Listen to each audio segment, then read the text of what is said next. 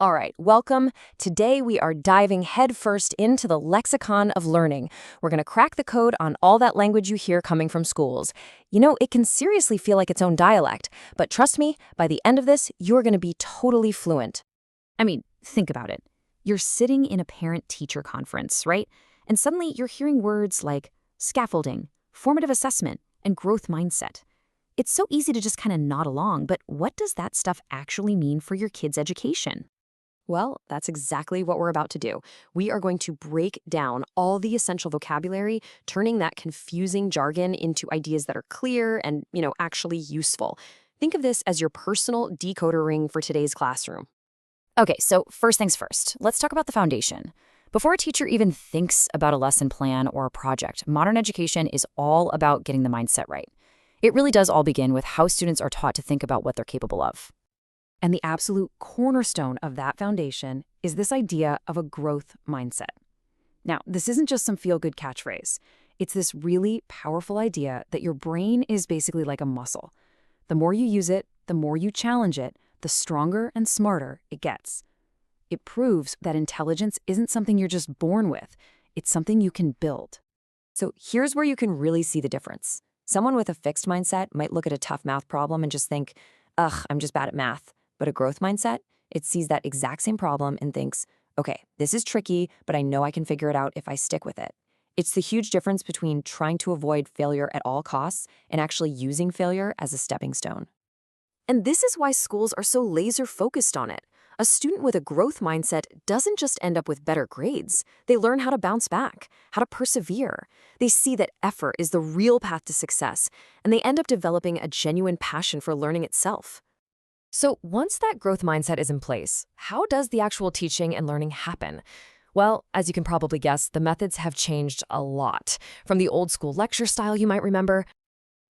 This is the fundamental challenge every single teacher faces, right? You've got a classroom full of students, and they all have their own unique strengths, their own weaknesses, their own ways of learning.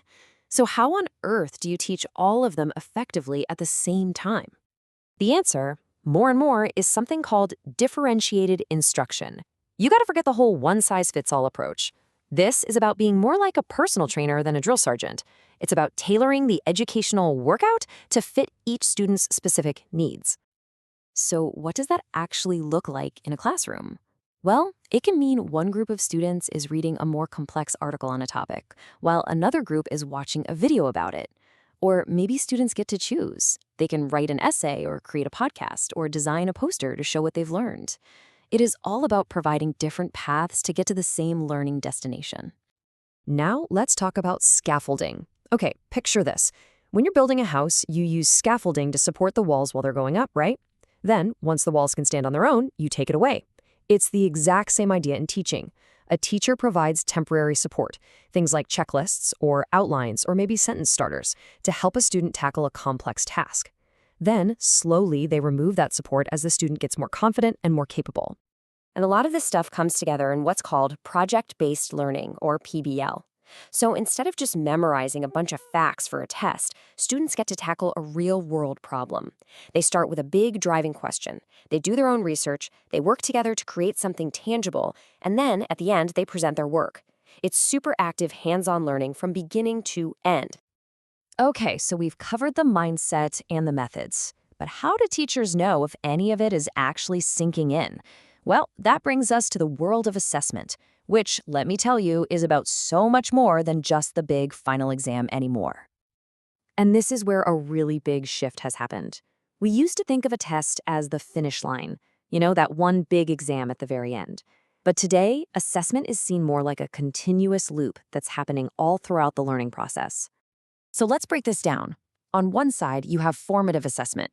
This is the stuff that happens during the learning. It's assessment for learning. Think of it like a quick checkup, a pop quiz, or asking a quick question on the way out the door, just to see who's getting it and who might need a little extra help. Then, on the other side, you have summative assessment. This happens at the end. It's an assessment of what was learned. This is your final exam, your big end-of-unit project. It's designed to measure what a student has ultimately mastered. All right, so we've decoded all these individual words, but how do they all fit together? Let's zoom out for a second and see the big picture that all these pieces create. So when you put it all together, you can see that terms like growth mindset, differentiation, and formative assessment aren't just a random collection of buzzwords. No way. They're all interconnected parts of a larger blueprint. A blueprint for building learners who are more resilient, more adaptable, and truly engaged in what they're doing. So, if you only remember 3 things from all this, make it these. First, mindset matters more than ever. What a student believes about their ability to learn is the starting point for everything else. Second, learning is becoming way more personalized. We're moving away from that one-size-fits-all model. And third, assessment is now an ongoing conversation, not just a final judgment. These terms really do define learning today, but as we all know, education is constantly evolving. And it leaves us with a pretty fascinating question to think about. As technology keeps advancing, and as our understanding of the human brain grows, what new word will we be decoding in the next lexicon of learning?